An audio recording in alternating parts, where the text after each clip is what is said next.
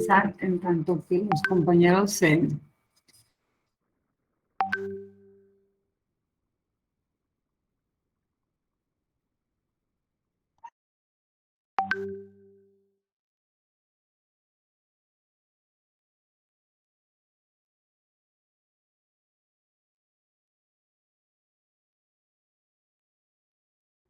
Tiene apagado su micrófono, licenciado.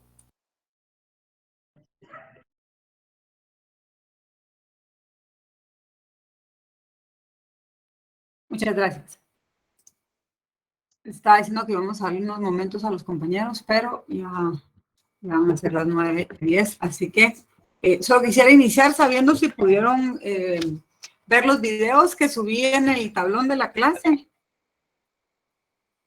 para ver si alguien puede comentar algo de lo que vio en los videos antes de empezar. Sí, los vimos, licenciado. A ver, ¿quién me puede comentar algo? ¿Qué les pareció el contenido? Muy explicativo y nos sacó de muchas dudas con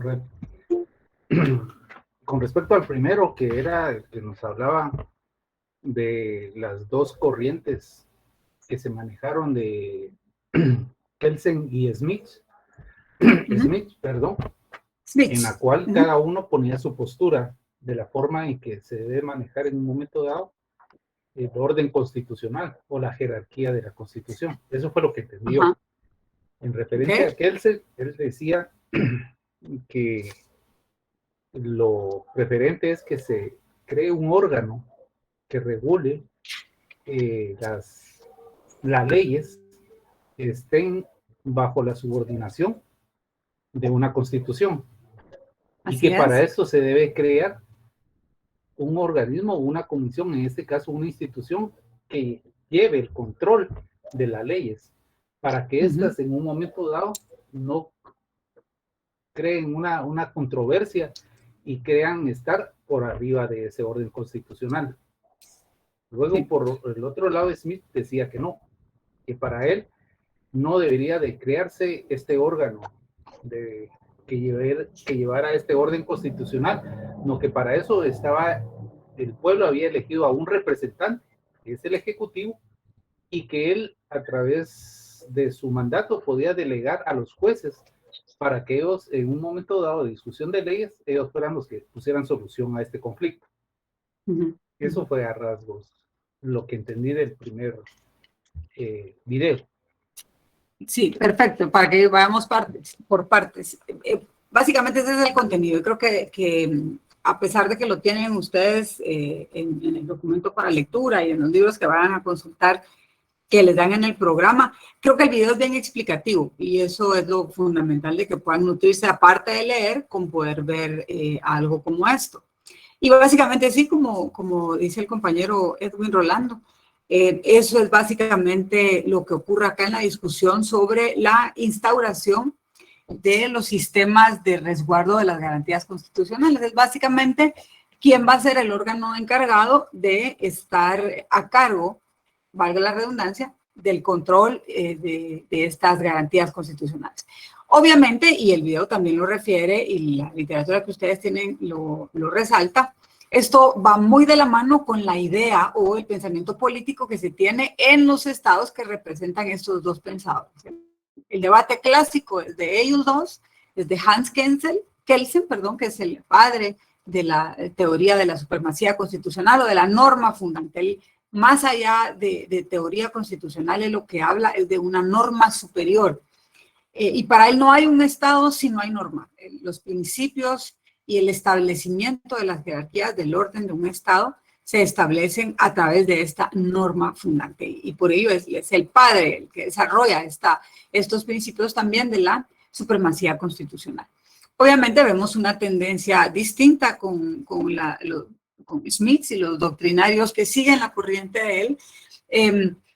Hay cuestiones particulares y este video a mí me gustó mucho porque aparte de tocar los temas doctrinarios y ciertos temas técnicos, pues también hacen como una suerte de ironía, un poquito de observaciones que son las que yo tengo también. O sea, si advertimos el tema de Kelsen, vemos a un doctrinario que basó su vida en estudios filosóficos sobre el derecho en general, teoría del derecho, pero en particular del derecho constitucional, y su obra maestra para mí más que los desarrollos doctrinarios fue el trabajo que hizo en la constitución de su país, instaurando dentro de este cuerpo normativo un tribunal constitucional.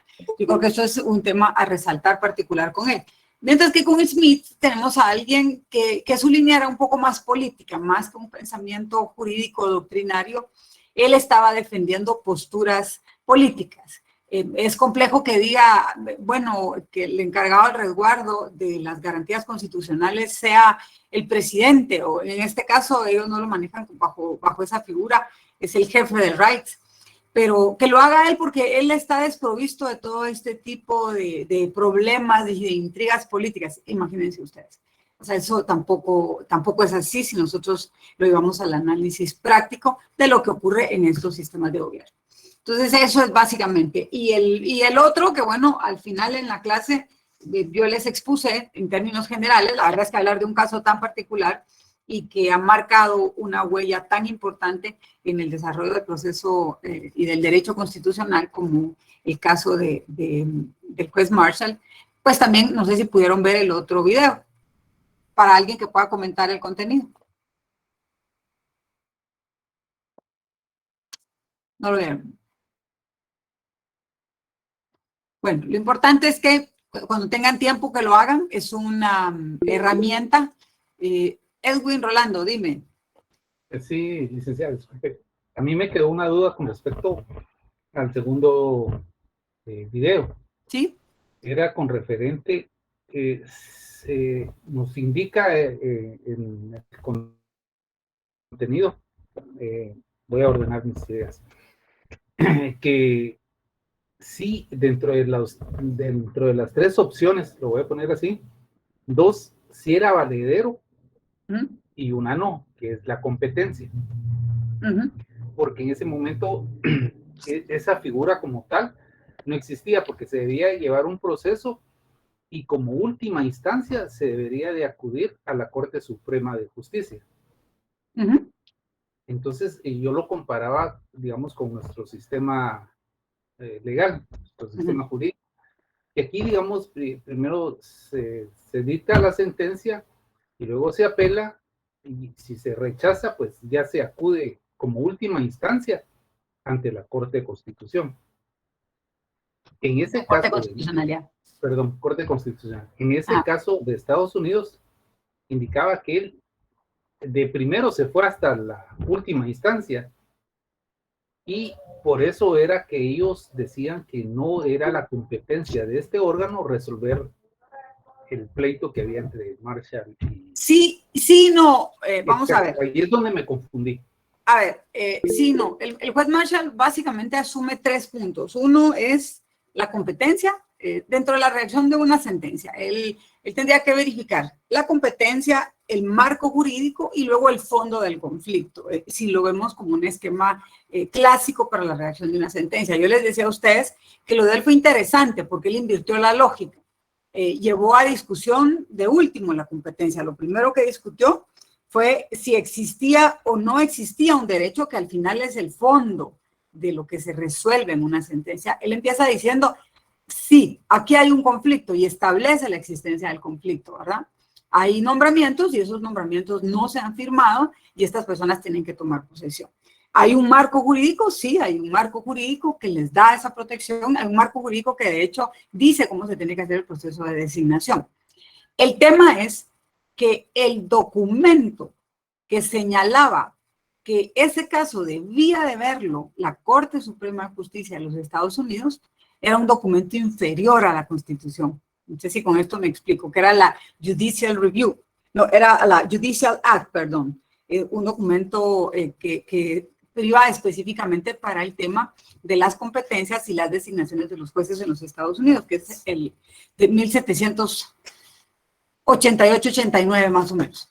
Entonces la discusión acá, yo sé, tú estás extrapolando el caso, es interesante el ejercicio para el sistema guatemalteco. Acá no nos olvidemos que en los Estados Unidos hay una constitución estatal y luego hay una constitución federal, y que va a depender de la norma constitucional qué casos son los que se discuten en el plano constitucional. Entonces, lo que el juez establece es que sí, que en efecto hay un mecanismo para discutirlo, pero que no es ante la Corte Suprema de Justicia de los Estados Unidos, sino que el Judicial Act de 1788-89 adolece de una norma que es contraria a la Constitución. Y no solo no entra a conocer el caso por no ser su competencia, sino que anula esa disposición y dice eso se tiene que quedar en la justicia ordinaria. Cuando analicemos paso a paso la justicia constitucional en Guatemala y veamos el trámite de las garantías constitucionales, vamos a ver cómo ese procedimiento se hace hoy por hoy, se hace a través de ciertos controles. La norma establece, de hecho, los principios de definitividad para antes de que el Tribunal Constitucional entre a conocer sobre una discusión de este plano o en este plano constitucional, primero se establezca si se han agotado todos los procedimientos que existen en la legislación ordinaria y si en efecto esta es o no es competencia del Tribunal Constitucional. Yo les voy a pedir que de pronto, si hay cosas que les voy explicando que no entiendan o que yo no las pueda abstraer en un lenguaje que sea más comprensible, por favor, me levanten la mano, me lo consulten y los puedo ir traduciendo, porque la verdad que es que sí es un poco complejo. El nivel de abstracción para entender un proceso constitucional no es tan fácil si no hemos llevado ya algún tipo de proceso. Ustedes tienen la base de teoría general del proceso, pero no tienen, que sería yo pensaría que es tal vez la más adecuada, la del procedimiento civil. Pero vamos a ver. En la justicia constitucional, en realidad lo que yo voy a analizar no es tanto un juicio en sí o un proceso en sí.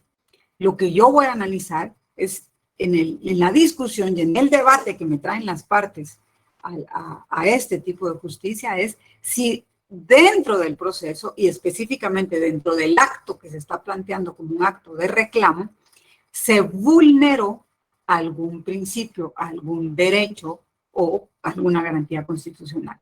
Entonces ya el nivel de análisis es distinto para la discusión si existe o no la definitividad. Yo no puedo acudir en amparo si no he agotado todos los procedimientos preliminares. Entonces, esto en este momento eso es la particularidad que hace la sentencia de Marbury versus Madison y el planteamiento que hace el juez, porque logra resolver en un momento muy primigenio de la evolución del derecho constitucional. Estamos hablando que la primera constitución escrita es la de los Estados Unidos de 1787. Entonces sí estábamos en los primeros años en donde esta materia no se había desarrollado y por eso marca bases tan interesantes. Si tuvieran alguna duda, igual las podemos ir desarrollando en la clase. El diseño que tiene la currícula para ustedes en este curso, la verdad yo voy a tratar de respetarla en lo más posible. Creo que tiene algunas patologías ahí en su diseño, entonces las vamos a tratar de ir ajustando para que la clase tenga una línea discursiva que tenga lógica. Así que vamos a tratar de agotar hoy todo el contenido de lo que son las generalidades o la presentación básicamente de lo que es el derecho procesal constitucional y los dos mecanismos o las dos etapas, digamos, o los dos elementos de la defensa constitucional. Tanto la protección constitucional, que la vamos a ver muy rápido, porque ya eso es parte del derecho constitucional y lo vimos en el semestre pasado, para pasar luego a un esbozo.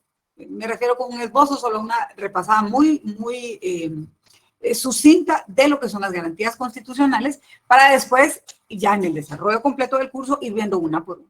La acción constitucional de amparo, la exhibición personal, la inconstitucionalidad de las leyes en sus distintas vertientes y un poco sobre la figura del Procurador de Derechos Humanos y de la Comisión de Derechos Humanos del Congreso de la República. Porque también creo que hay un punto que yo sí quiero incluir en este programa y sé que les va a ayudar mucho. Incluso necesito que todo el material que hoy les pueda dar ustedes lo guarden y si quieren péguenlo en su constitución, que es manejar la jurisdicción en materia de garantías constitucionales.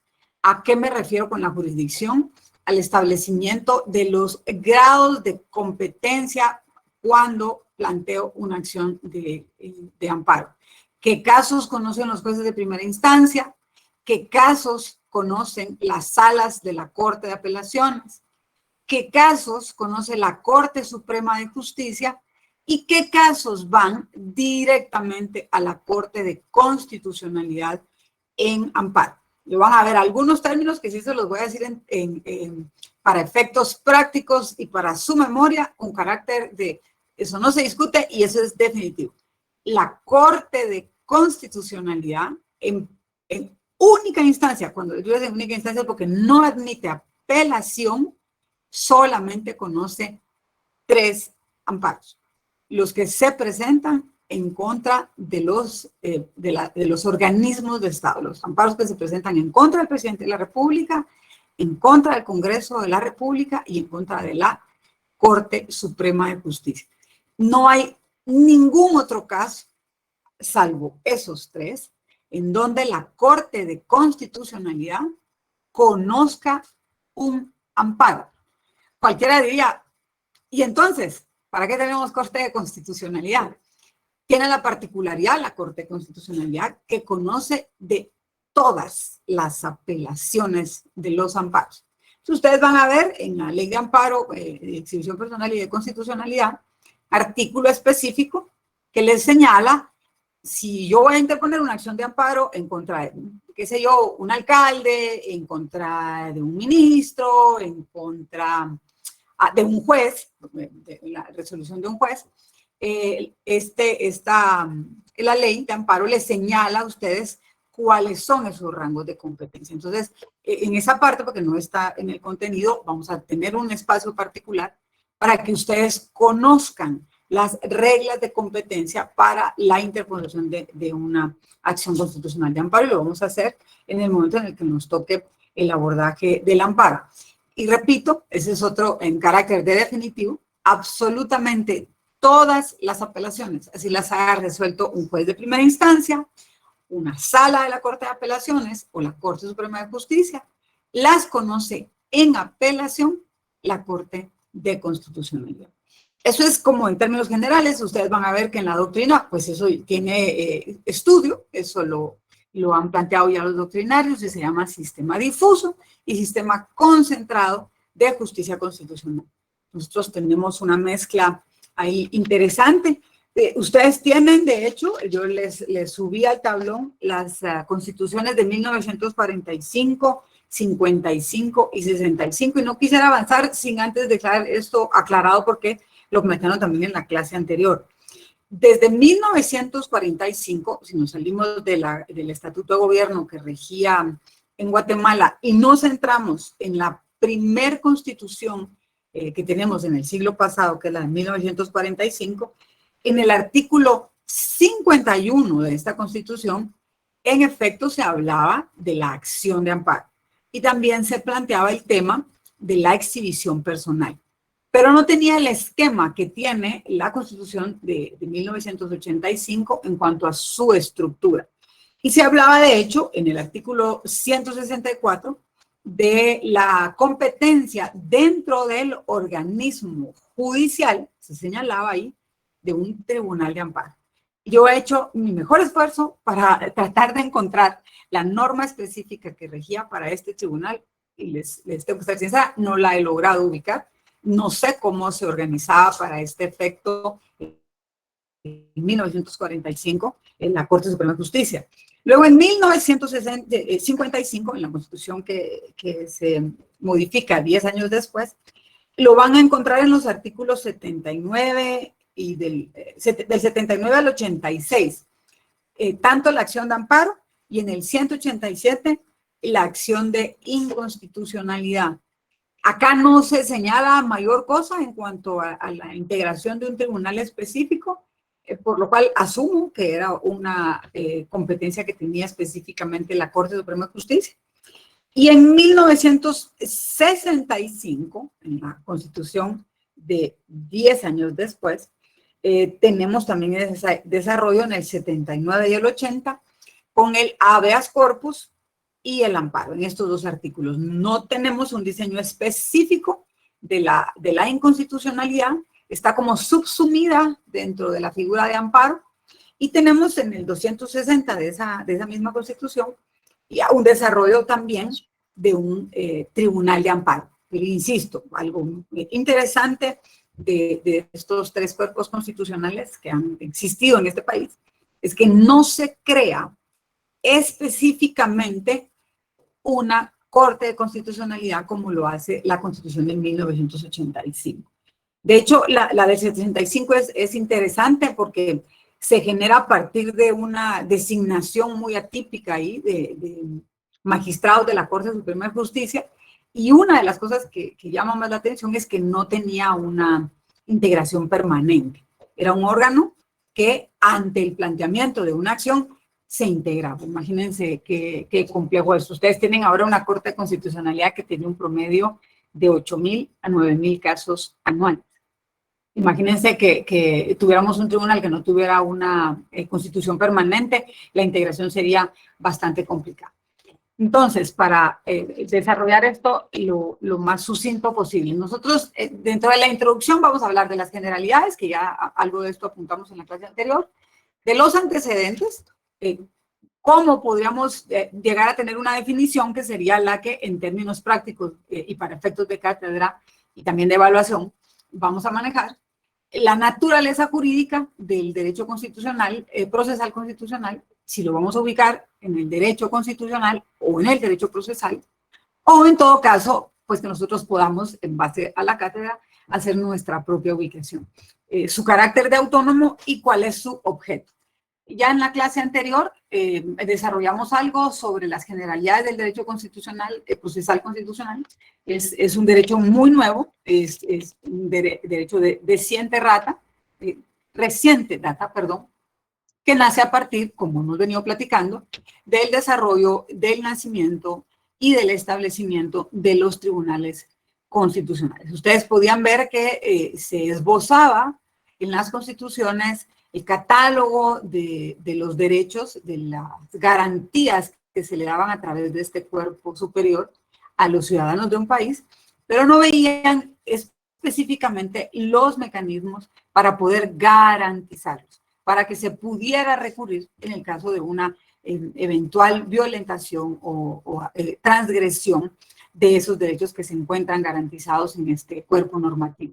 Entonces nosotros vemos cómo este derecho procesal constitucional ha ido desarrollándose a partir de eso, a partir de tener órganos especializados en el análisis no solo del desarrollo del cuerpo jurídico de la Constitución, sino del desarrollo ya en la jurisprudencia, en sus sentencias, de esas garantías que le privan a los ciudadanos. Ahí ustedes ven cómo los jueces, a través de su trabajo intelectivo en las sentencias, van haciendo un análisis y un desarrollo de todas estas normas con la doctrina, generando al final en sus sentencias la jurisprudencia, que como vamos a ir viendo también, la misma ley de amparo lo señala, son de cumplimiento obligatorio para el sistema judicial por ser el máximo intérprete en la materia constitucional. Conversamos también en la clase anterior como antecedente histórico, que es interesante, ¿verdad? Un antecedente sin cuerpo constitucional, de lo que se veía en Atenas, en el derecho romano y también en la República Romana, de las figuras del amparo, el habeas corpus y de alguna manera también este mecanismo para poder presentar apelaciones ante normas que estaban contrarias a los ordenamientos que se tenían como ordenamientos superiores. Son básicamente reseñas que nosotros vamos a tener de algunos mecanismos que utilizaban los ciudadanos, pero también eso lo conversamos en la clase anterior. Es particular porque no tenemos una estructura como una garantía constitucional, porque no había un cuerpo constitucional que garantizar per se. Entonces son figuras muy genéricas que encontramos como un anal histórico.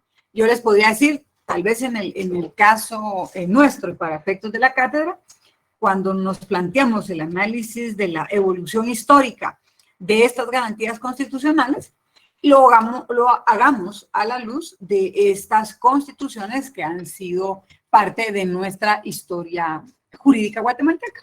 Y viendo cómo a través de todas estas gestas que se han dado y estos movimientos políticos que han originado la aprobación de las distintas constituciones, pues podamos analizar cómo nosotros hemos ido teniendo ya un desarrollo más científico. El derecho es una ciencia, y como poco a poco este desarrollo científico de quienes han participado en las distintas comisiones que han apoyado a los constituyentes, pues tenemos hoy por hoy ya una estructura específica en nuestra Constitución que se refiere a estas garantías constitucionales y a una norma específica también de rango constitucional que nos dice cómo activar procesalmente el resguardo de estas garantías.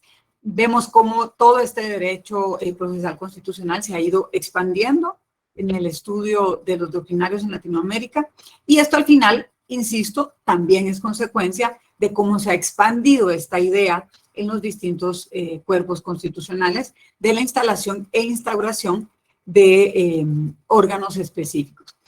¿Qué es interesante también en los antecedentes del derecho procesal constitucional?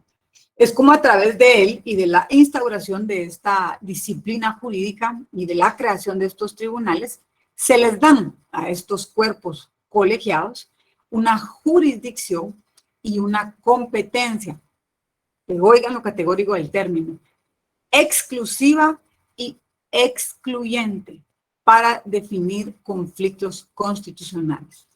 ¿Por qué me refiero a que es una conducta exclusiva y excluyente?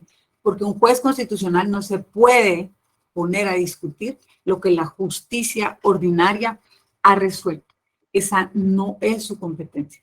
Tiene, de hecho, un impedimento para entrar a discutir sobre lo que ha sido todo el proceso subyacente. Tiene que centrar exclusivamente en la reclamación sobre la garantía constitucional que el peticionario está planteando.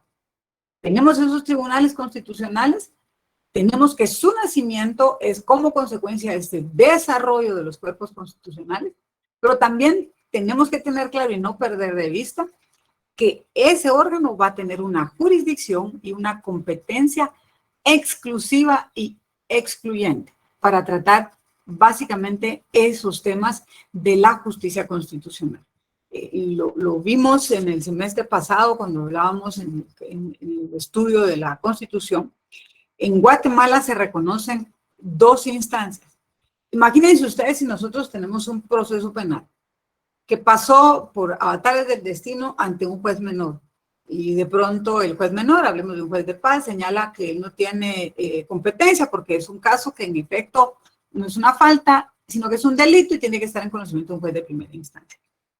Se eleva a un juez de primera instancia, conoce todo un proceso penal con todas sus distintas fases, se hace la investigación, se ventila la etapa intermedia, llegan a la etapa del debate, se envía a un tribunal de sentencia, que aunque sea un tribunal colegiado, también es un órgano jurisdiccional que aplica justicia en primera instancia y se sentencia. Les comento que dentro del derecho procesal penal clásico, un sistema acusatorio no debiese de admitir apelación como la tenemos nosotros diseñada, pero bueno, en nuestro diseño procesal se admite la apelación de todo este proceso y lo conoce una sala. Hasta ahí nosotros estaríamos en lo que constitucionalmente tenemos conocido como los procesos biinstanciales. Y la Constitución es enfática al señalarlo. En Guatemala, todos los procesos tendrán 2 instancias.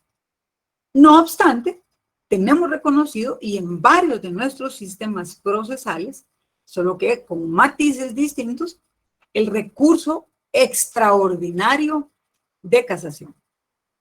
No estamos de acuerdo entonces con la resolución que nos emite la sala en apelación, lo que yo voy a discutir ante el Tribunal de Casación, que en este caso sería la Cámara de la Corte Suprema de Justicia con la competencia específica, en este caso sería la Cámara Penal, yo lo elevo a la Corte Suprema de Justicia a través del recurso extraordinario de casación. Pero resulta ser que esa sentencia emitida por la Corte Suprema de Justicia a través de la Cámara Penal, pues tampoco me es favorable y decido plantear un amparo ante la Corte de Constitucionalidad en contra de lo resuelto por la Cámara Penal. Si se dan cuenta, ya llevamos 4 años. yo no podría, como juez constitucional, no podría la Corte de Constitucionalidad, en el ejercicio de esa justicia constitucional, entrar a discutir qué ocurrió en primera instancia.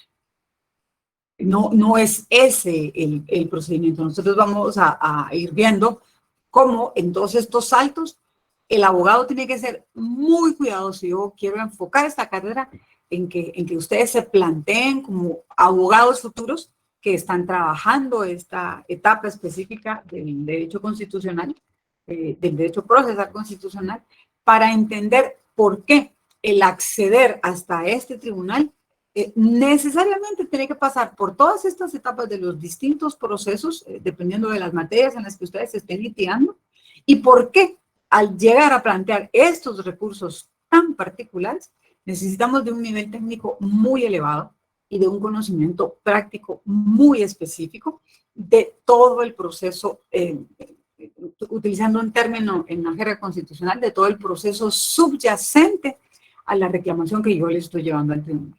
Entonces, por favor, estamos hablando de una jurisdicción y de una competencia exclusiva y excluyente del Tribunal Constitucional. Van a ver en el documento que ustedes tienen mucha de la doctrina desarrollada por Ferrer MacGregor. Si alguien pudiera tener el libro de él, está bien. Si no, en el libro sugerido de Pereira Orozco y demás abogados, pues van a tener este resumen ya en un contenido un poco más amplio. Nosotros, para que podamos tener claridad en este tema sobre el desarrollo de los tribunales constitucionales, también es algo que les comenté en la clase anterior, vamos a estar de alguna manera citando partes de la jurisprudencia, si se le puede llamar así, el Judicial Review norteamericano es muy particular en cuanto a este control que hace de la constitucionalidad y del contenido que tiene también el documento constitucional de los Estados Unidos por el influjo que esto causó en todos los sistemas constitucionales del mundo. Así que van a verlo recurrentemente, como les digo, en los documentos que yo les envío y también en el desarrollo de las presentaciones. Uno de los temas más interesantes sobre el desarrollo del proceso constitucional está en esta discusión doctrinaria que ustedes tuvieron en este video, que es la discusión entre la doctrina de Smith y de Hans Kelsen. No vamos a detenernos a hablar mucho de esto porque está este video para que ustedes puedan profundizarlo. Por favor, véanlo, no es muy largo. Y si no, pues también lo tienen en el texto del documento. Es básicamente lo que ya comentó Edwin, de lo que él pudo ver en el video.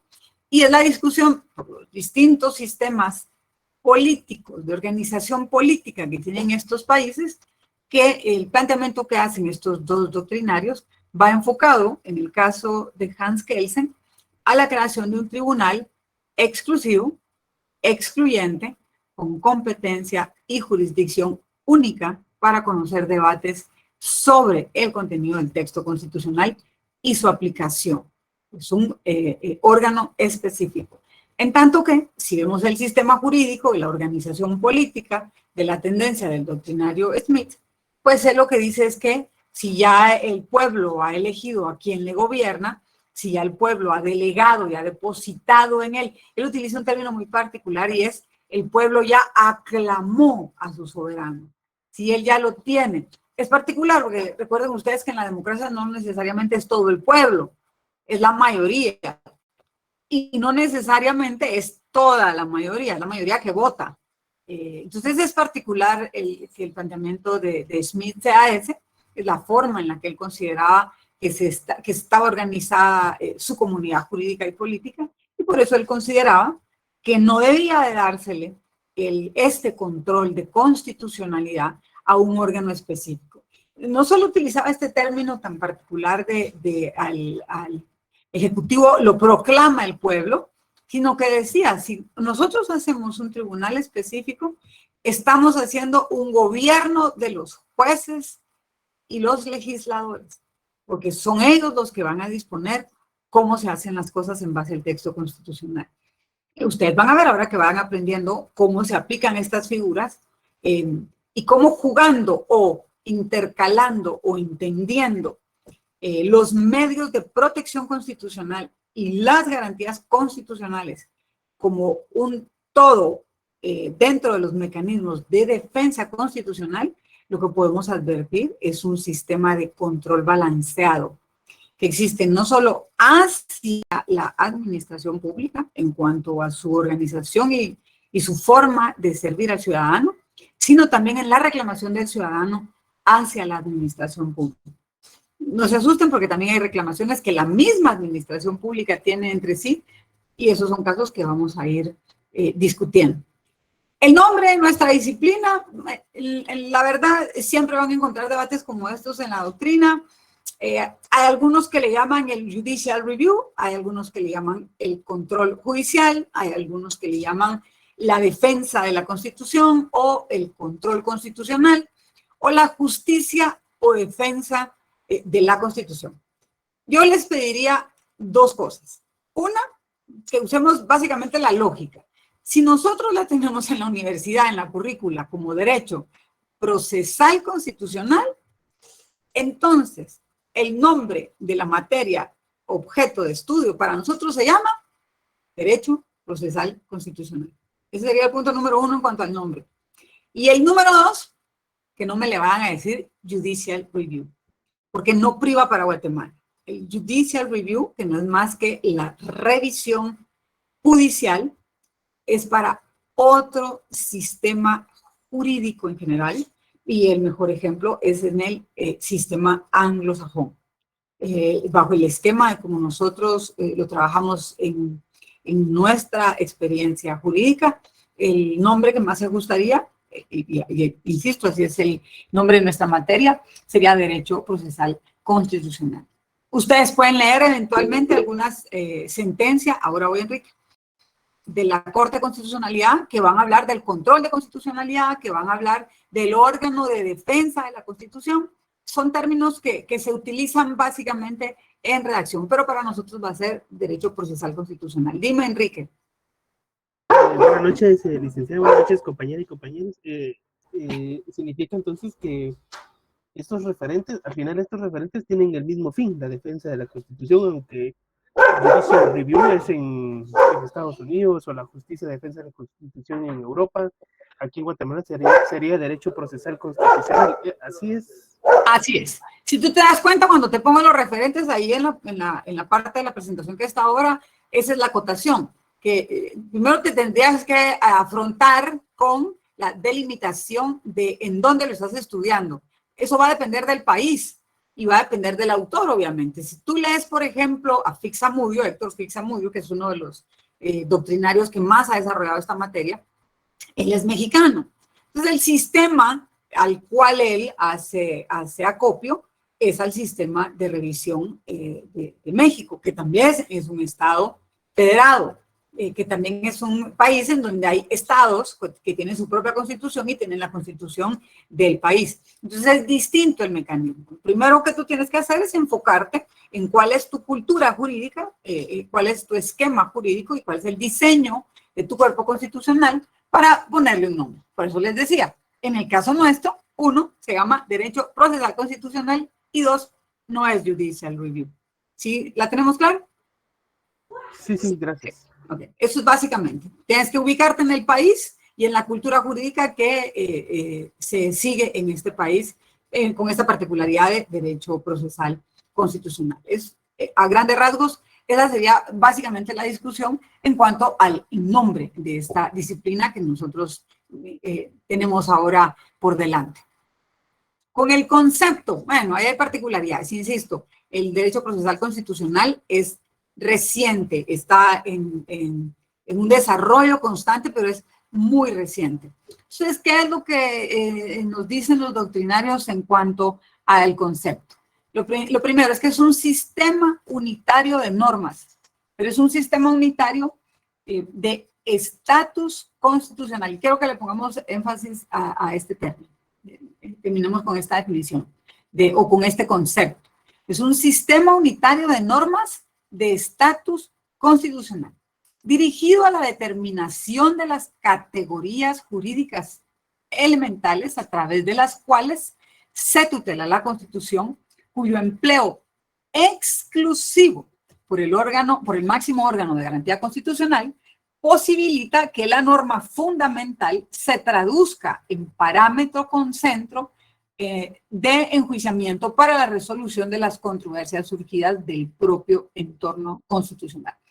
Vamos a ver, para darle a esto, digamos, una explicación bien simple. ¿Ya empezaron a ver penal o procesal penal? ¿Todavía no? Aún no, licenciada. No, bueno. No. Yo los voy a invitar a que si ya tienen por ahí su código procesal penal, le den una revisadita y vean cuántas modificaciones tiene el código procesal penal. Es impresionante la cantidad de modificaciones que ha tenido este código. Cuando nosotros vemos en este concepto del derecho procesal constitucional, yo ahorita les digo por qué les menciono el tema del procedimiento penal, lo van a advertir también en el procedimiento civil, lo van a advertir también en el procedimiento laboral. Primero es que son normas de estatus constitucional. Nosotros tenemos entonces, junto con la Constitución, normas que son emitidas por la Asamblea Nacional Constituyente. Decía un compañero el otro día, confundiéndomela con las garantías, está la ley de amparo, exhibición personal y constitucionalidad, tenemos la ley electoral y de partidos políticos, tenemos la ley de emisión del pensamiento. Estas tienen esta particularidad, que son normas de estatus constitucional o de rango constitucional.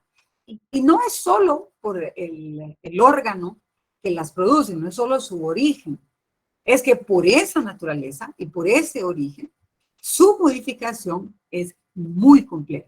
Tienen la misma rigidez que nosotros advertimos de la norma constitucional. Tenemos que pasar por una serie de revisiones y además tenemos que tener un quórum específico en el Congreso para poder partir del estudio y posterior de una modificación de estas normas. Entonces, ese es otro tema que tenemos que tener bien claro. Los procedimientos constitucionales o los procedimientos de resguardo de garantías constitucionales tienen una norma específica, que para este caso es la ley de amparo, exhibición personal y de constitucionalidad.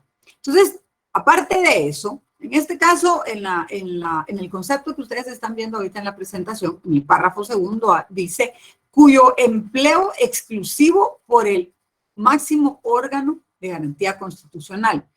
Aquí vamos a hablar nosotros de los órganos que ejercen la garantía constitucional. ¿Por qué digo esto o a qué me refiero cuando digo esto? Es si, por ejemplo, yo planteo un amparo ante una sala de la Corte de Apelaciones del ramo penal porque estoy quejándome por la acción de un juez de primera instancia, no porque sea una sala de ramo penal, ellos van a aplicar el procedimiento penal. Ellos van a aplicar para la tramitología de toda esta acción constitucional de amparo la ley de amparo.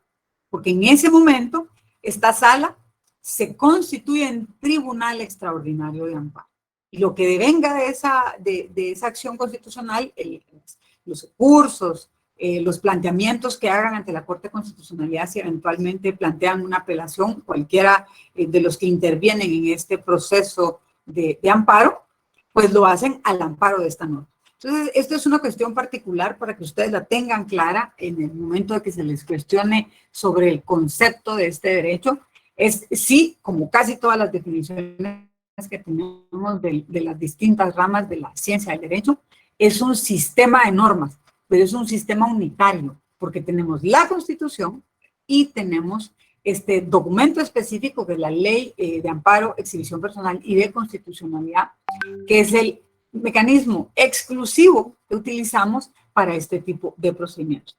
La Ley de Amparo le señala, de hecho, que de no existir algún procedimiento o de querer aplicar un procedimiento específico, se utiliza supletoriamente el procedimiento del Código Procesal Civil y Mercantil, pero es básicamente para lo que no se encuentre contemplado en el procedimiento específico.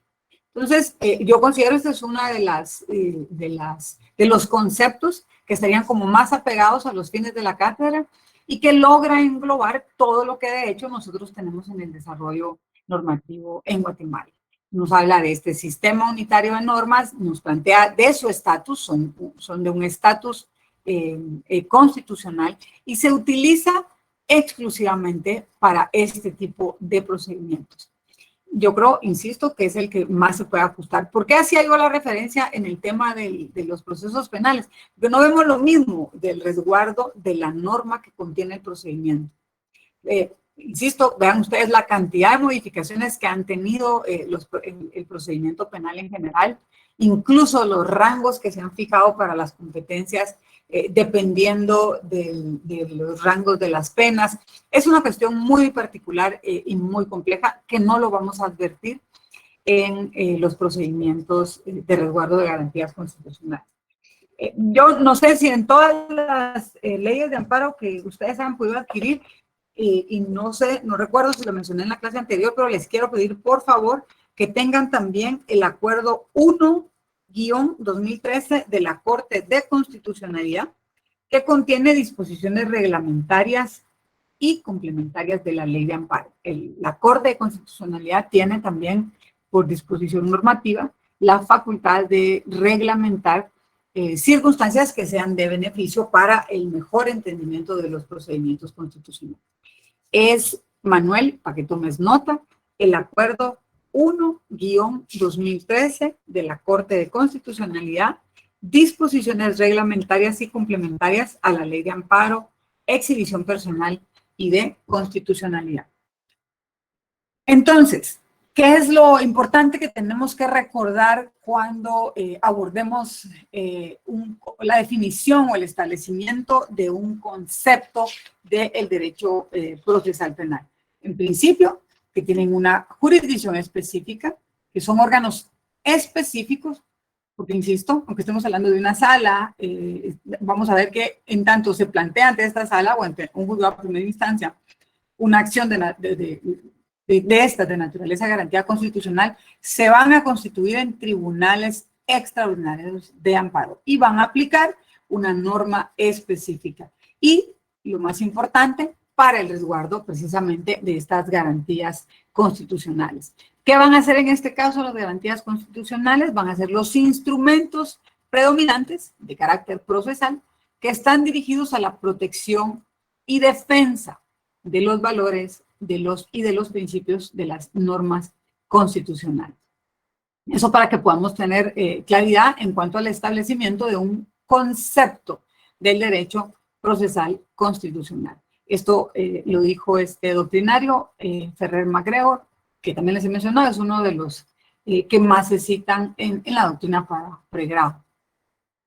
Luego estaríamos ubicándonos en esta discusión que se ha tenido en los doctrinarios sobre la naturaleza jurídica del derecho procesal constitucional. ¿A qué me refiero con discusión de la naturaleza jurídica? Hay algunos que dicen que el derecho procesal constitucional está íntimamente ligado y forma parte, de hecho, del derecho constitucional. Entonces, vendría la primera pregunta. ¿Es o no es parte del derecho constitucional? O como dicen otros, ¿es parte del derecho procesal?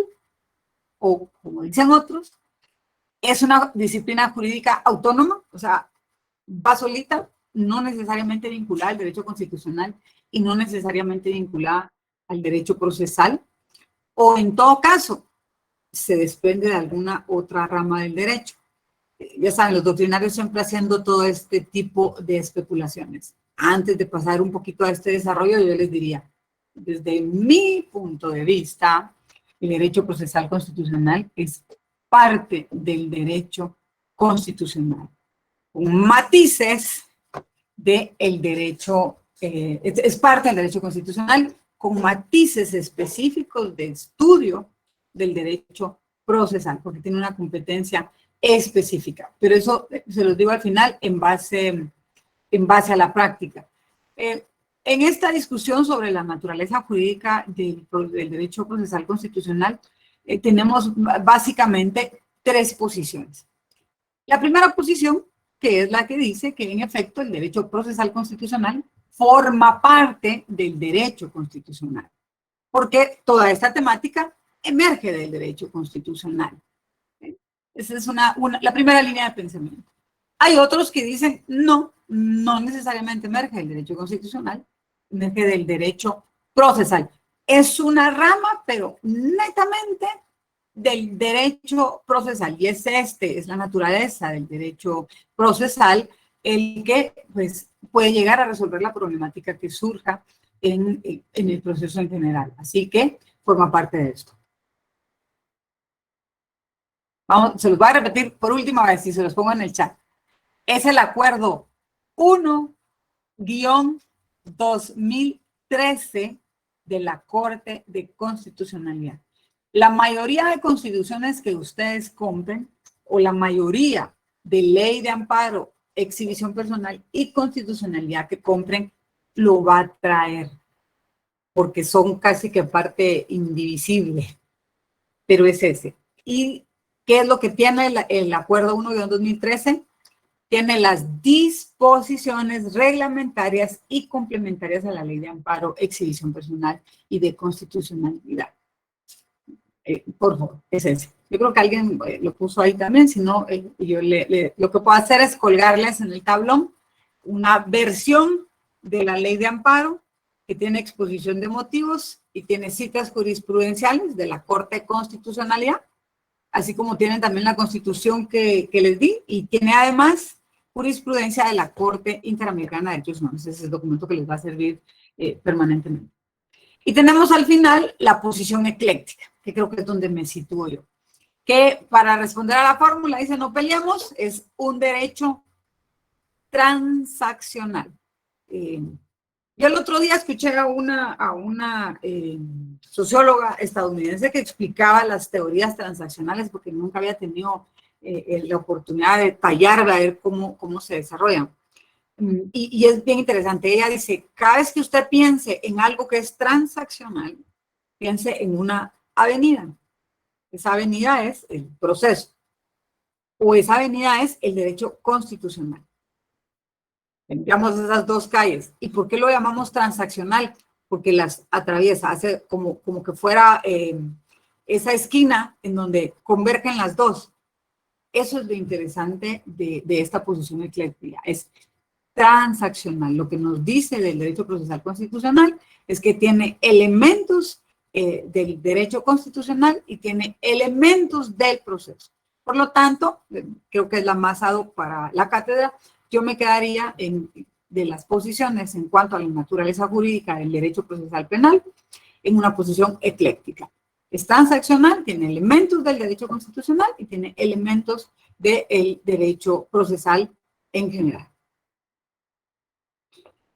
Luego, la discusión que viene también agarradita de la mano de su naturaleza jurídica y es la que se relaciona a si el derecho procesal penal es un derecho autónomo. Bueno, que ya lo encontraste, ¿no? Igual, como en todos los estudios doctrinarios, vamos a tener quienes tienen distintas ideas. En este caso vamos a tener básicamente dos en cuanto a la exposición sobre si el derecho procesal constitucional es un derecho autónomo. Vamos a tener la europea y la latinoamericana. ¿Qué es lo que nos dice la posición europea en cuanto a la autonomía del derecho procesal constitucional? Pues en realidad lo ve parte específica del derecho constitucional. Y lo que dicen es, bueno, hay cierta denominación mayoritaria a ubicarla dentro de la terminología de la justicia constitucional, pero no lo ve con autonomía. Lo que considera la línea europea es no entrar a deslindarlo directamente del derecho constitucional.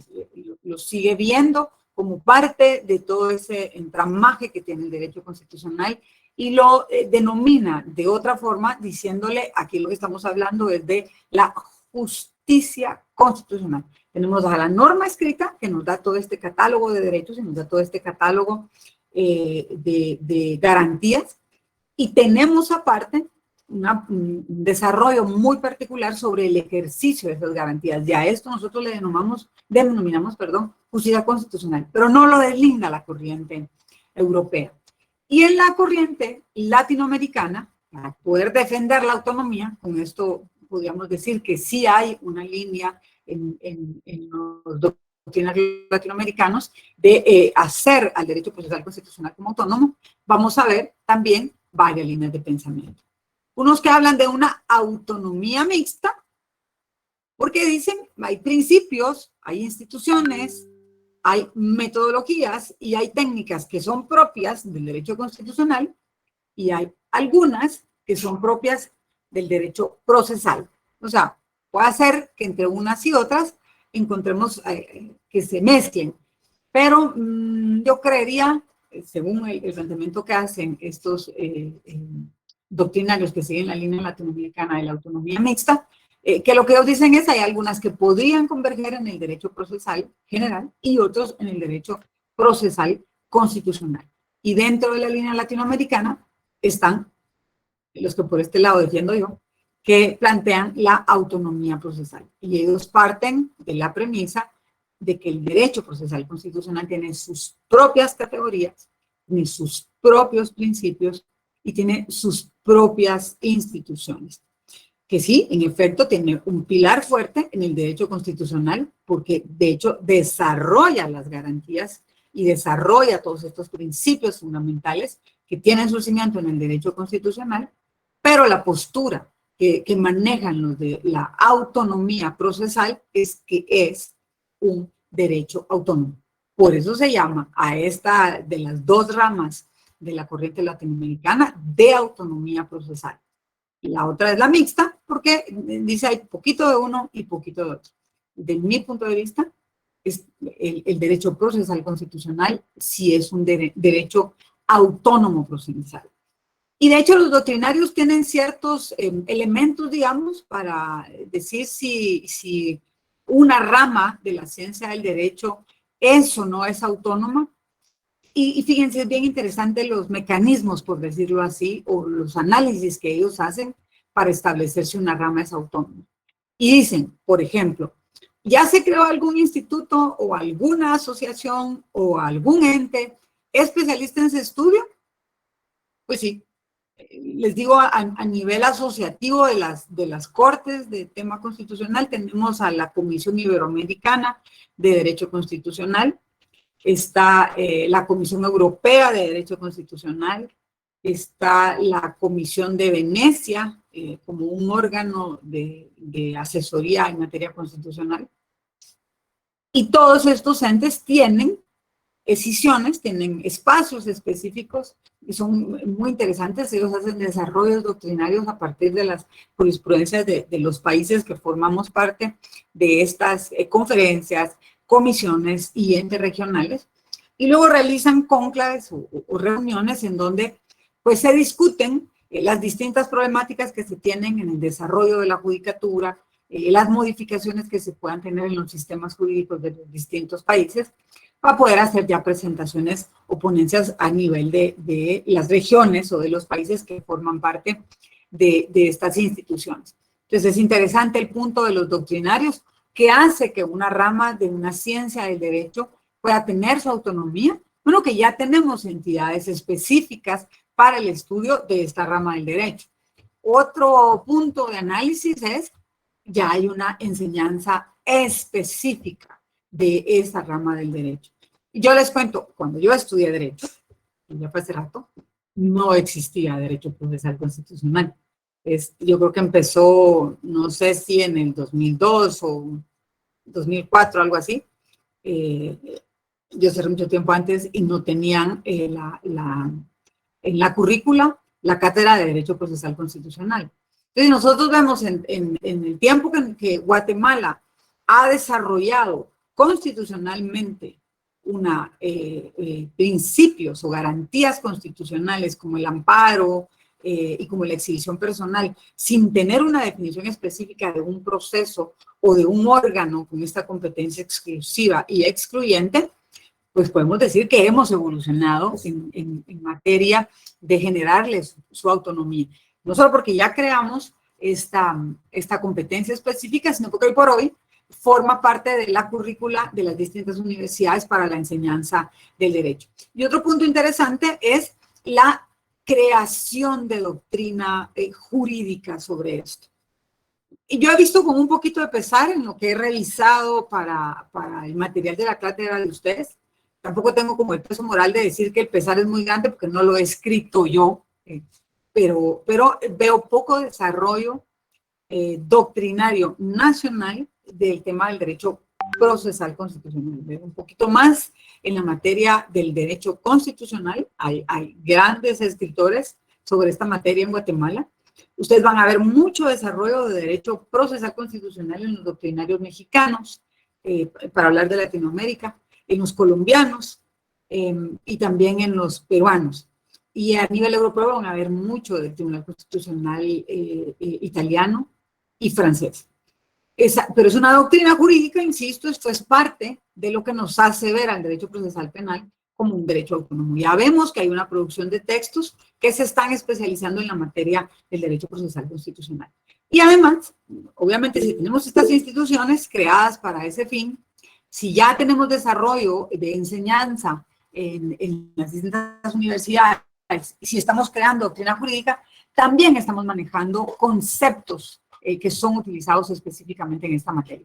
Dime, Enrique García, estabas pidiendo la palabra.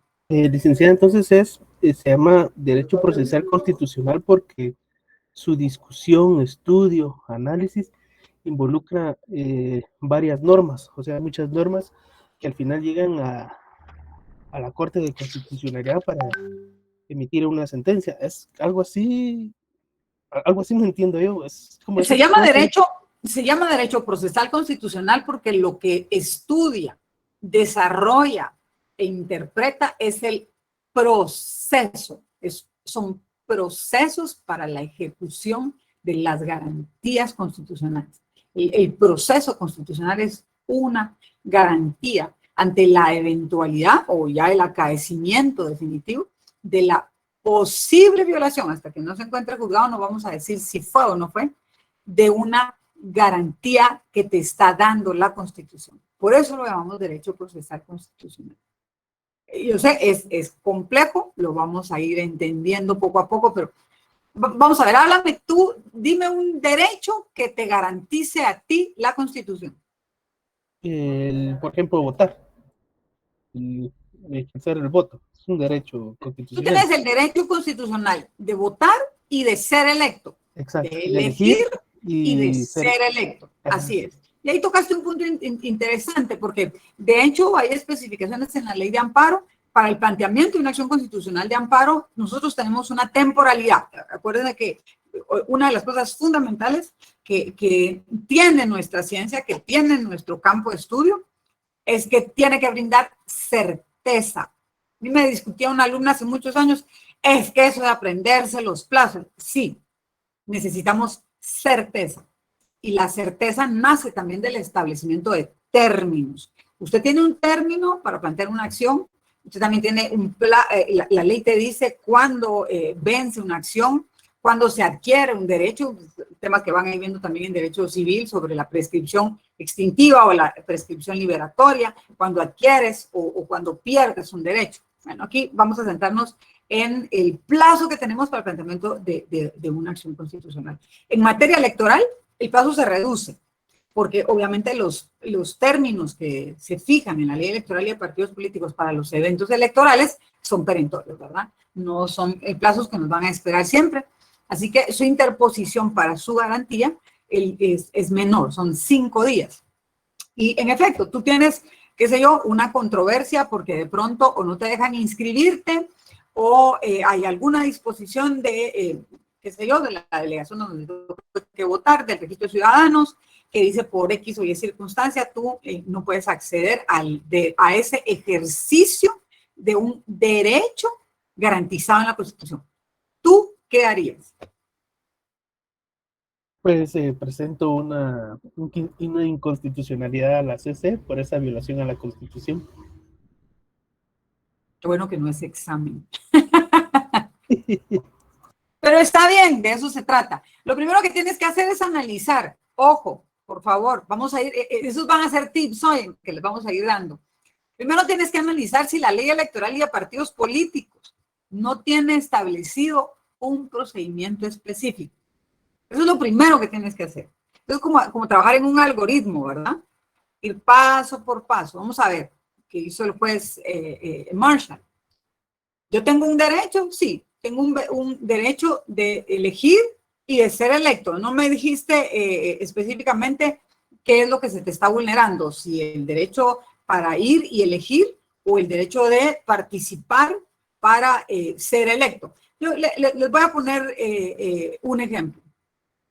No sé qué cantidad de amparos me tocaron que ver, no en la justicia, como en la judicatura, sino desde afuera como abogada viendo los casos, para un ente del Estado, una serie de candidatos que querían participar, querían formar parte del proceso electoral, pero resulta ser que no cumplían con todos los requisitos que señalaba el Tribunal Supremo Electoral. Y uno de los requisitos más particulares era tener, de conformidad con el artículo 16, literal E y F, de la Ley de Probidad y Responsabilidad de Funcionarios Públicos, y de conformidad con, también el 30 de esa ley, y de conformidad con la competencia específica que tiene el Tribunal Supremo Electoral, presentar como parte de esos requisitos la constancia transitoria de ausencia de cargos y reclamaciones, mejor llamada finiquito. Ojo, ustedes van a ser abogados, no se llama finiquito, se llama constancia transitoria de ausencia de cargos y reclamaciones de procedimientos de auditoría. Porque el finiquito, de conformidad con el artículo 30 de la Ley de Probidad, únicamente se otorga una vez haya transcurrido la prescripción que señala la Constitución para el ejercicio de la función pública, que para el caso del derecho de la responsabilidad administrativa son más de 20 años, son 20 años. Y si nos vamos a materia penal, tenemos que ver cuál es la prescripción, si es que hay un procedimiento penal para el delito específico que se imputó, y si es en materia civil también. Entonces, ustedes si quieren para términos prácticos, díganle finiquito, pero no se llama así. Vean el artículo 30 de la Ley de Probidad y Responsabilidad de Funcionarios y Empleados Públicos.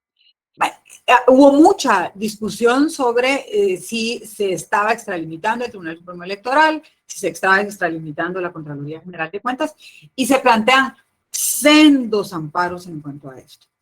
Una de las principales discusiones era, ¿esto se tiene que traer al plano directamente constitucional o tiene primero que evacuarse ante las distintas delegaciones del registro de ciudadanos del Tribunal Supremo Electoral? Yo insisto, Enrique, lo primero que tienes que hacer es evaluar que se haya establecido el principio de definitividad para poder acceder al requerimiento ante la Corte Constitucional. Evacuar entonces ante el Tribunal Supremo Electoral primero. Si es que Ellos son los que inscriben. te la estoy poniendo como Ajá. primer requisito, porque si tú no cumples con el principio de definitividad, lo que vas a hacer es que la Corte te lo va a rechazar y te va a decir, disculpe, yo no puedo ver algo que no es mi competencia, como hizo el juez Marshall. Usted tiene su derecho, usted tiene una reclamación válida, pero la ley dice que tiene que ser aquí, busque dónde es. Ahora, no vamos a entrar a dar el detalle, pero tú dijiste, yo plantearía una inconstitucionalidad ante la Corte. Ustedes van a tener dos tipos de inconstitucionalidades. La inconstitucionalidad general de leyes y la inconstitucionalidad en un caso concreto.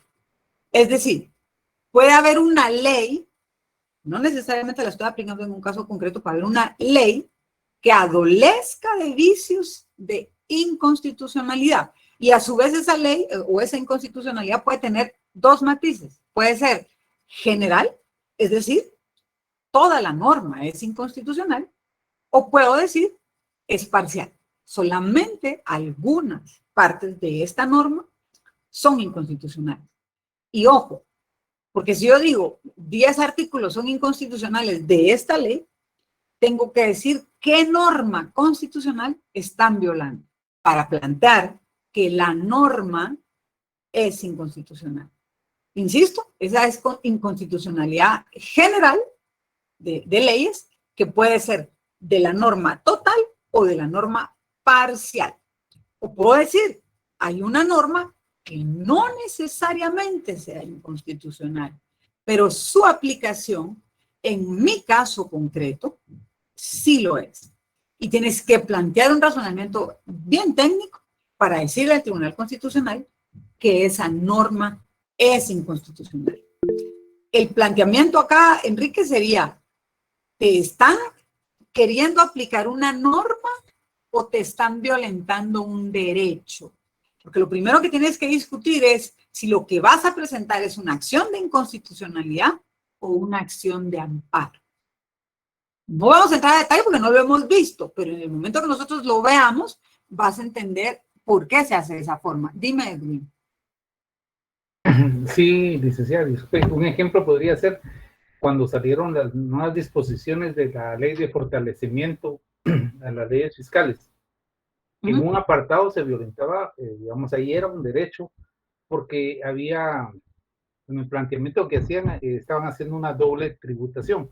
Sí. Entonces, la ley como tal, No es inconstitucional. como usted explicó, la ley como tal venía bien redactada, a excepción de esos 2 artículos. En ese caso se planteó la inconstitucionalidad sobre esos 2 artículos. Así Ahí es. sí procede, ¿verdad? Ojo, la tienes que ir a reclamar. ¿Ah? Claro. Es muy interesante porque la Corte está obligada, cuando te plantea una inconstitucionalidad, el primer tamiz que hace la Corte es decir si la suspende o no la suspende de entrada. Porque puede decir, en este momento la suspendo en tanto que tramito todo el análisis para determinar si eso no es inconstitucional. Pero el primer tamiz es ese.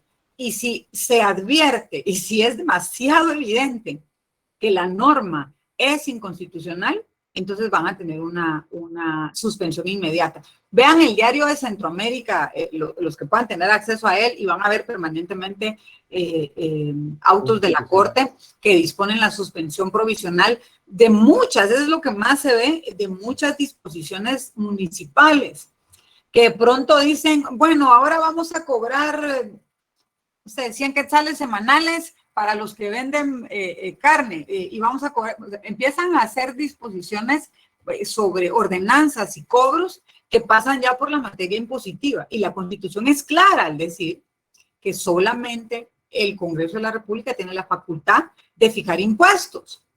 Entonces ahí no nos vamos a ir a un amparo, ahí lo que le vamos a decir, mire, esto es inconstitucional porque está violando este principio y estas funciones y atribuciones que le son específicas al Congreso de la República. Y entonces, aunque lo estén haciendo para su jurisdicción municipal, no pueden establecer tributos. Ustedes van a ir viendo cuando les explique en particular cada una de las figuras que conforman esta triada de las garantías constitucionales, cómo es su aplicación. De verdad, una de las partes más interesantes y que yo creo que se ha despreciado mucho en la cátedra, porque lo veo incluso con los profesionales, es el conocimiento técnico de la acción de inconstitucionalidad. A veces me decía recientemente un alumno, pero es que qué repetitivo, Lisa. Así es. Si, por ejemplo, Edwin, usted decía, la ley está de fortalecimiento, no recuerdo cuál era. La ley tributaria. Sí, en materia tributaria. Asumamos que eran 4 artículos de 20 los que adolecían de vicio de constitucionalidad. Entonces usted me va a decir, fíjese, licenciada, que el 1 adolecía de vicio porque violentaba 3 artículos. El 2, o el 15, no sé, violentaba 4 artículos. El 7 violentaba 7 artículos. Si ustedes se van dando cuenta, aquí dije 5, aquí 7, van 17 confrontaciones de norma. Porque no puedo decir en el memorial, esto es algo técnico, muy técnico y muy complejo. No le puedo decir a la Corte, esos 4 artículos son inconstitucionales. Y como usted conoce la ley, el juez conoce la norma, no. El artículo 1 adolece de vicio porque violenta el artículo constitucional tal. Termino esos 4. El artículo tal es inconstitucional porque violenta 10 artículos, el tal, y tiene que haber confrontación artículo por artículo, con análisis no solo jurídico, sino que si es posible, doctrinario, que dicen los doctrinarios en la materia tributaria, por qué solo el Congreso de la República el que pueda hacer X o Y circunstancias, o por qué esto constituía, aunque emanó del cuerpo legislativo, una doble tributación. Y, por ejemplo, la Corte ya lo resolvió, fíjese que lo dijo en tal amparo o lo dijo en tal inconstitucionalidad que hicimos de otra norma. Mientras más confrontación haya, no solo con doctrina, sino con jurisprudencia, mejor sustentada está su alegación. Y cuando me refiero a mejor sustentada, es que le dan más elementos al juez constitucional para decir esto ya forma parte de un análisis que ha venido en las diferentes cortes. Por ejemplo, Antonio, siempre levanta la mano porque es bueno verlos, abran sus cámaras. Un ejemplo es lo del boleto de Ornato. O sea, está bien, nosotros dentro de las atribuciones que tienen las corporaciones municipales es cobrarnos a los vecinos el pago para mantener limpio y ordenado nuestro municipio. Pero que nos lo pidan hasta para entrar al cine, tampoco es así. ¿Ya? O sea, tiene que tener una especificación y una naturaleza ese requerimiento. Y si lo tienen que pagarlo, ahora es una cuestión que tienen que tratar de ser más eficaces las corporaciones municipales para que sus vecinos tengan esa cultura de hacer los pagos en su tema del ornato. Ejemplos van a tener, es que de verdad yo creo que cada semana van a haber publicadas en el diario Centroamérica, porque es una disposición de la ley. Si hay una suspensión provisional de la norma, se publica por el principio de publicidad. Si esa norma fue sancionada y, ojo, que aquí hay otro tema, solo puedo plantear de inconstitucionalidad una norma que es norma, ¿sí? No una iniciativa, no algo que no ha sido sancionado y publicado. La inconstitucionalidad va sobre normas que ya fueron incorporadas al sistema jurídico. Ustedes van a ir viendo, vamos a trabajar paso por paso, cuál es la metodología para la interposición de una acción de inconstitucionalidad en sus distintos matices. Entonces, para ir concluyendo con esta primera parte, ya vimos la autonomía del derecho procesal constitucional desde la cátedra. Sí es una materia independiente, es una materia que tiene en Guatemala su ley específica, se llama Ley de Amparo, Exhibición Personal y de Constitucionalidad, porque así lo diseñó nuestro cuerpo constituyente en esta Constitución de 1985. Para los dogmáticos, ¿cuál es el objeto que priva en el derecho constitucional? Pues es básicamente los procesos constitucionales, que son las garantías constitucionales, y el establecimiento o conformación de la garantía del Tribunal Constitucional, que es el encargado de ser el garante del cumplimiento de estas garantías. Ustedes van a tener 3 tesis, básicamente, para entender el objeto del estudio. Y no son nada complicadas, ¿saben? Porque para mí son tesis que van de la menos a la más. Y la más tiene contenidas a las primeras 2. ¿Esto qué significa? Van a tener la tesis restringida, que lo que les dice es que el objeto del derecho procesal constitucional es las garantías constitucionales más la magistratura. Nada más. Hablemos de cuáles son las garantías y quién las va a resguardar.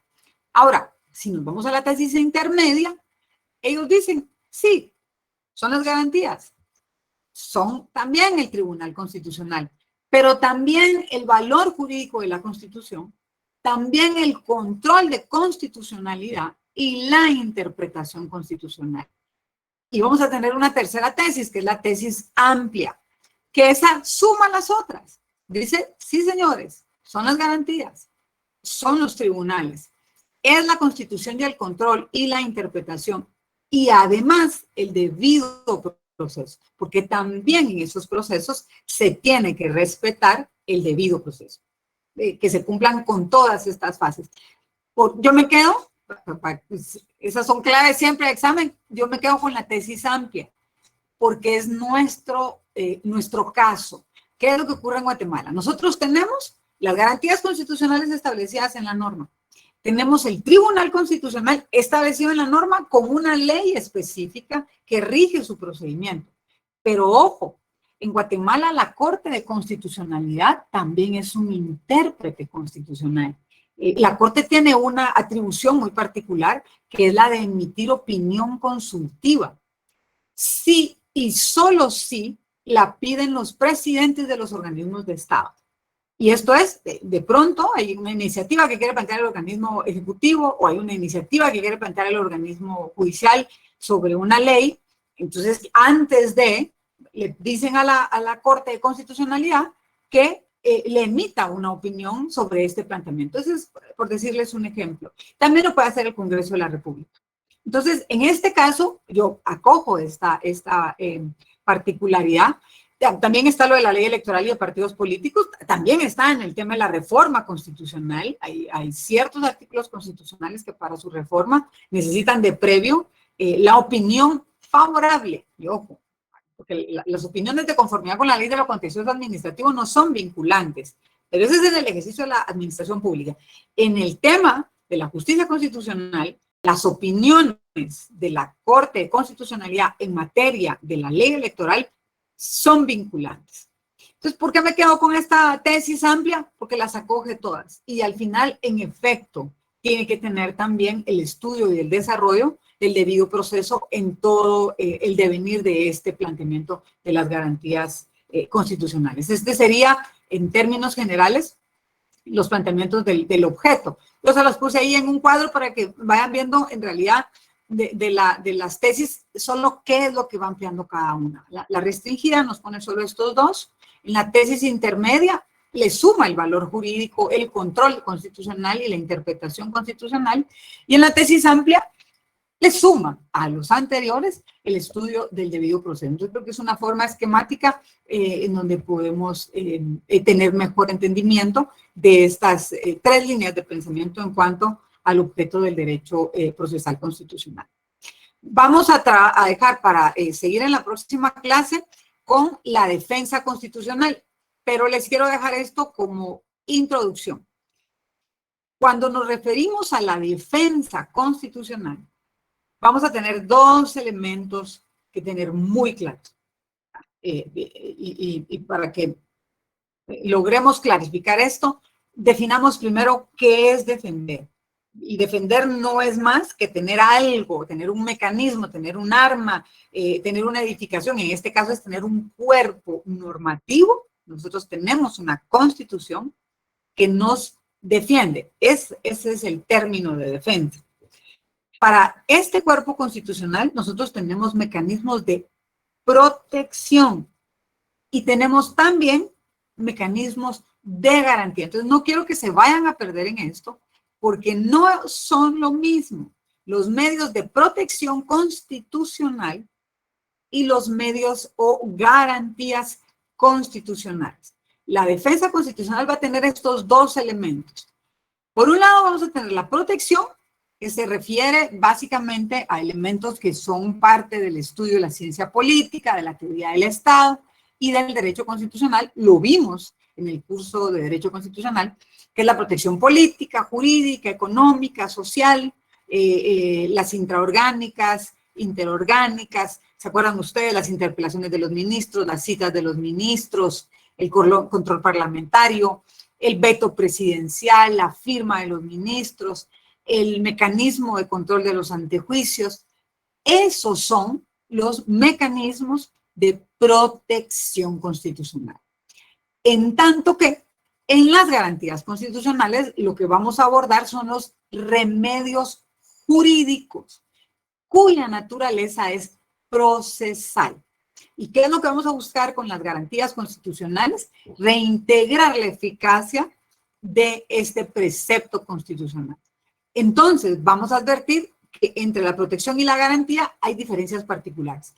Una, su carácter es eminentemente preventivo. Y la otra es un efecto restaurativo. Cuando nos referimos a las garantías, es porque ya ocurrió una vulneración o estamos ante la amenaza de esa vulneración y lo que buscamos es que ese órgano superior, ese órgano constitucional, contralor de la constitucionalidad, nos restituya en esa violación. En tanto que en la protección lo que estamos buscando preventivamente es el preservamiento de ese andamiaje constitucional. Entonces, vamos a dejar esto, por lo menos terminamos la unidad 1 para entrar, porque vamos a combinar estas dos, la protección y la defensa constitucional, a partir de la próxima clase. Así que, por favor, lean mucho, no solo lo que yo les mando, lean siempre. Y no lean en TikTok, ni lean en redes sociales, lean sus libros. ¿Alguien tenía una pregunta? ¿No? Ok.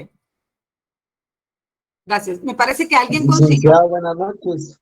Sí. ¿Qué libro sugirió? Disculpe, fíjese que no estuve en la primera clase. Vamos a ver. Mire, Arnoldo, puede comprar este que se llama Derecho Procesal Constitucional. De hecho, yo recomiendo la colección del doctor Alberto Pereira Orozco. Él tiene Derecho Constitucional, tiene Derecho Procesal Constitucional, tiene también una edición de la Constitución, y la verdad es que es un lenguaje muy amable, pero además porque es una concreción de muchos autores. No es que sea un desarrollo propio. Yo creo que lo valioso de estos libros es que tienen a autores nuevos y autores clásicos. Entonces, es por eso que yo lo recomiendo. De hecho, el texto que yo les mando es este. Van a encontrar, y yo les hago ahí la cita, de pronto que les ponga algunos artículos de José Arturo Sierra González, o les pongo algunos de Jorge Mario García Laguardia, o de Héctor Fixamudio, pero ahí les hago yo la acotación de que son textos adicionales a lo que ya tiene este desarrollo. Lo interesante de este libro, yo no sé qué fue antes, si el programa o el libro, pero está muy apegado al contenido programático del curso. Ese es el que yo le recomiendo. El de Alberto Pereira Orozco, licenciada. Es Alberto Pereira Orozco, él es el coordinador de esta recopilación de documentos de Víctor Manuel Castillo Mayén, Alejandro Morales Bustamante y Marcelo Pablo Richter. Sí, es este. Y sabes que puedes buscarlo en internet porque te lo pueden ir a dejar a tu casa. Yo creo que se puede comprar en línea, o si no lo encuentras en la librería jurídica. Es un buen documento, y cuando lo lees te vas a dar cuenta que en cada párrafo dice tal como dijo tal, en lo que acabamos de ver del derecho procesal constitucional. Ellos citan mucho a Bourdieu, que es un mexicano, ellos citan mucho a Ferrer MacGregor. Son básicamente catedráticos que lo que han hecho es esta síntesis de muchos autores. Entonces es un libro bastante asequible. Así que es el que voy a... Okay, muchas gracias. Bueno, y el que consiguió la ley de amparo, si la puede compartir, perfecto, si no yo se la subo mañana. Es un poquito compleja, yo les soy franca, no les aconsejo que para fines académicos utilicen ninguna norma que tenga mayor desarrollo jurisprudencial, porque se vuelven muy densas, son muy complejas para su manipulación también. Si pueden, y para fines eminentemente académicos, utilicen una que sea más práctica para que ustedes les puedan escribir. Yo rayo permanente mis leyes, porque es donde uno puede ir desbordando ideas también. Pero esta es una ley que la verdad es mucho más manejable, se vuelven muy grandes por todo el desarrollo jurisprudencial. ¿Qué es lo rescatable de esta? Ustedes están llevando el curso de Derechos Humanos y ahí hay citas de la Corte Interamericana de Derechos Humanos y Desarrollo Jurisprudencial de la Corte de Constitucionalidad que les pueden servir. También tienen ya los cuadernos o los instrumentos básicos del sistema interamericano. Eso les puede servir mucho. Así que, si no hay más dudas, los veo el viernes y tengan buena noche. Feliz noche, licenciada. Gracias, licenciada. Feliz noche. Feliz noche, licenciada. Feliz noche, licenciada. Feliz noche. Feliz noche.